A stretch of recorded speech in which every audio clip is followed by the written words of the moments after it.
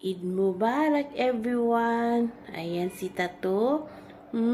Mag-Eid Mubarak din daw siya guys. Ito ang outfitan natin. Ito yung binili ng damit ng aking asawa. Diba? Maganda. Napakahaba niya. Ganyan siya oh. Ayan. Akala ko wala akong damit na bago. Meron pala. May bago akong damit. Ayan guys. Kailangan kasi pag-Eid bagong damit.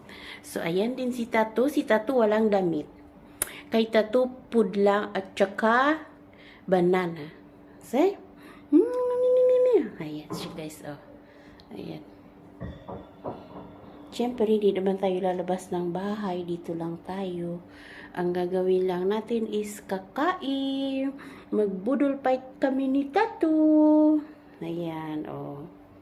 Diba? Hindi ko kasi siya guys, oh. Ayan yung damit ko guys, oh. Ayan. Mahaba. Masyado siyang mahaba. Tapos meron siyang bulsa. So, ayan. Nagustuhan ko yung damit ko. Maganda siya guys. Ayan. Ayan, ayan, ayan.